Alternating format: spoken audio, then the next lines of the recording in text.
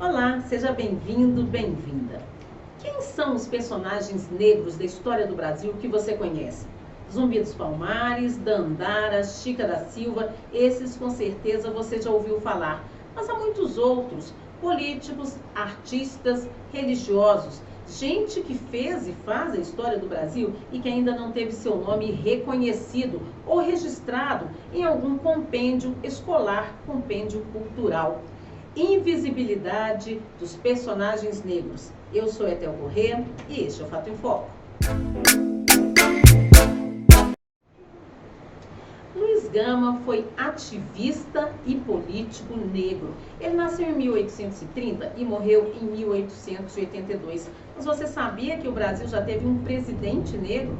Nilo Peçanha foi presidente da República nos anos de 1909. Ele também foi senador, governador do Rio de Janeiro por 2 vezes e ministro das Relações Exteriores. Mas há muito mais pessoas de origem afrodescendente que fizeram e fazem parte da nossa história de forma a terem impactado a vida de muitas pessoas. Assim acontece também com muitos religiosos, com muitas mulheres que trabalham em suas comunidades e que não tiveram seus nomes registrados nessa história do Brasil. Pois bem, eu converso hoje com Lisandra Magon, que juntamente com a jornalista Djamila Ribeiro, publicaram um livro que fala exatamente sobre esse tema: personalidades negras invisibilizadas pela história do Brasil. Olá, Lisandra, muito obrigada pela participação aqui. Conta pra gente um pouquinho desse livro. Obrigada pelo convite. Esse nosso livro, Personalidades, ele tem aqui o apelido de Personalidades Negras, mas na verdade ele chama Uma Nova História Feita de Histórias. Ele surgiu a partir de um convite, de uma proposta de um empresário, Maurício Rocha, que é dono de uma empresa de softwares, que ele fez para Djamila Ribeiro, falando sobre que ele tinha um desejo dele, como homem negro, de conhecer melhor personalidades, pessoas que tivessem participado da história do Brasil e de quem ele nunca tinha ouvido falar. Ele descobriu algumas delas e depois começou a pensar o quanto haveria de outras pessoas que pudessem ter histórias parecidas, que pudessem ter histórias tão estimulantes e tão interessantes quanto essas.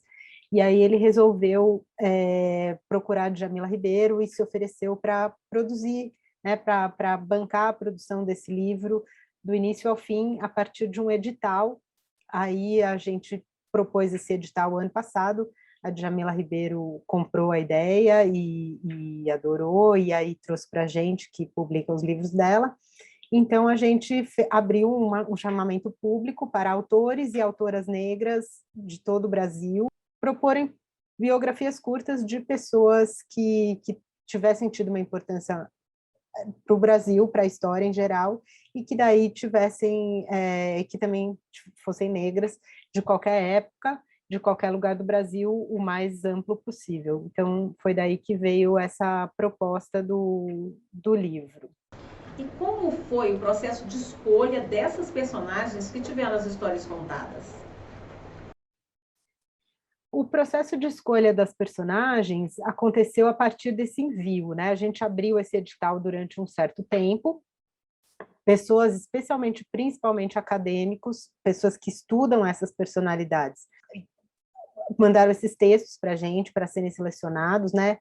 Então, a gente recebeu mais de 200 textos, não foram 200 personagens diferentes, porque tinha personagens repetidos, e inclusive alguns que a gente considerou um pouco mais conhecidos do que a média. Então, tinha vários textos, por exemplo, sobre Luiz Gama, que foi fundamental, um advogado, e que está nos livros de história, de alguma forma, dentro da luta abolicionista, então a gente deixou de lado.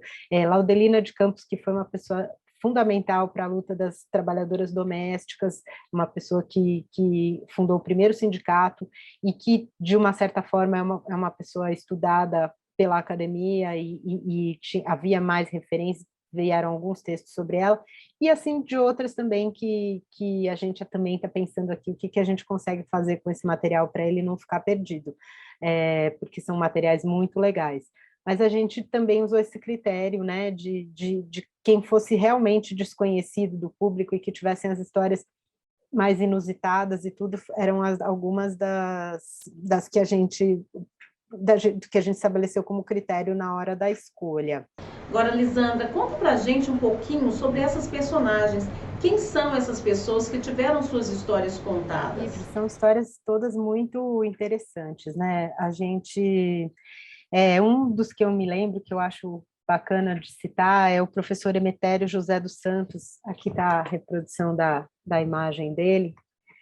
Ele foi um professor e pesquisador, educador, intelectual negro que viveu na virada do século, né? Ele nasceu em 1870 e faleceu em 1930.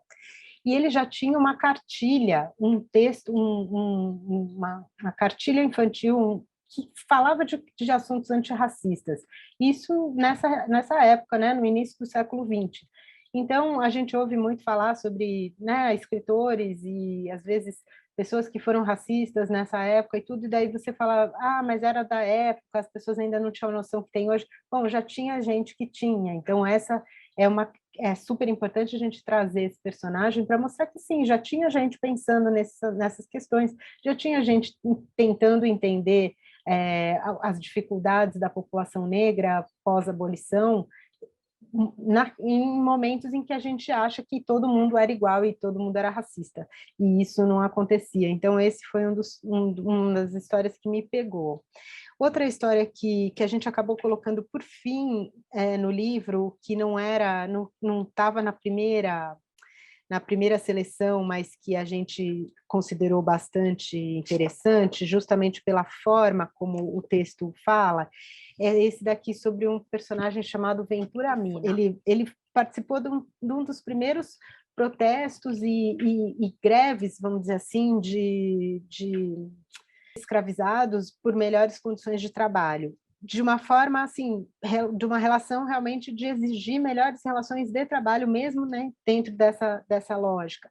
E o texto todo, que é do professor Renato Nogueira, foi construído em cima de referências, histórias, né? Foi tentando resgatar uma historiografia a partir de documentos, a partir de relatos e tudo, mas aí esse texto mostra a dificuldade que você tem para resgatar esses personagens, para resgatar essas histórias, porque essas histórias não ficaram registradas em lugar nenhum. Lisandra, vocês também falam nesse livro sobre Rui Barbosa, não é? Que teria queimado documentos que poderiam ajudar a identificar a origem de muitos afrodescendentes.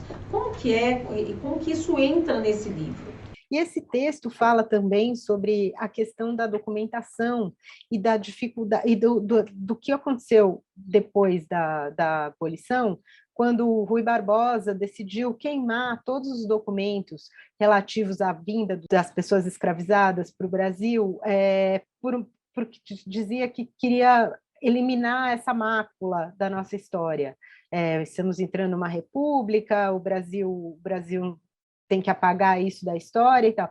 E essa forma de apagamento, que é tão forte aqui no Brasil, a gente acha que com uma canetada, com uma lei, com qualquer coisa, você vai apagar anos de história e anos de problemas que a gente teve decorrentes de violências tantas que a gente sofreu ao longo da história. Com isso, as pessoas negras hoje não sabem suas origens e perderam completamente a referência. Enquanto que hoje em São Paulo, por exemplo, você tem o Museu da Imigração, onde está registrada a entrada de todos os imigrantes italianos, de todos os imigrantes espanhóis e japoneses, por exemplo, e hoje em dia um descendente de alguém que veio nesse movimento de trazer imigrantes italianos, japoneses para o Brasil, para a lavoura, por exemplo, para justamente substituir a mão de obra escravizada, tem condição de resgatar toda a sua história, tem condição de encontrar seus antepassados e tal. E as pessoas negras não, por conta desse movimento de simplesmente apagar essa história. Então, a gente selecionou esse personagem também porque o texto conta essa história que a gente achou fundamental de estar dentro do livro, né? Outra personagem que eu acho muito interessante é a história da Augusta Mulata, que foi uma prostituta que viveu no Rio de Janeiro, na Primeira República, e aos poucos ela vai sendo retratada de outras maneiras, ela vai criando uma comunidade, um outro tipo de estabelecimento comercial, ela foi uma empreendedora desse período, e que você vai vendo a história dela ser contada a partir dos jornais da época. É outra história que eu considero muito interessante também. Mas a gente teve também um fotógrafo no Rio Grande do Norte, que foi o primeiro fotógrafo, José Ezelino da Costa, Maria Auxiliadora, que foi uma grande pintora aqui de São Paulo, Berenice Kikuchi, que é uma pesquisadora fundamental, uma enfermeira fundamental para discussão e para tratamento da anemia falciforme, que é uma doença que acomete principalmente pessoas negras, que está viva e que teve uma participação fundamental no SUS ao longo desses últimos anos. King Nino Brown, que é um rapper aqui, na verdade rapper não, ele era do movimento hip hop em São Paulo. São pessoas assim que tiveram, não, tem algumas que são bem cotidianas, como, por exemplo, o Mestre Badu, que foi uma pessoa religiosa e que trabalhava com ervas de Minas, uma pessoa que fazia rezas e benzeções e tudo. Tem pessoas que são da música, tem pessoas que são estudiosos, enfim, tem todo tipo de pesquisa, todo tipo de personagem, a gente tentou realmente fazer o mais diverso possível. Agora, Lisandra, para vocês, qual é a importância dessa publicação e o que ela tem a agregar à história do Brasil? Para a gente foi muito interessante todo esse processo, eu fico até meio emocionada às vezes de lembrar das histórias e saber ainda que a gente também ainda tem tanto material que a gente pode eventualmente aproveitar de outras maneiras. Estamos pensando nisso para o próximo ano, o que a gente vai fazer com esses outros textos todos, porque realmente a gente reuniu um material muito bonito. Mas eu acho que isso é fundamental para a gente.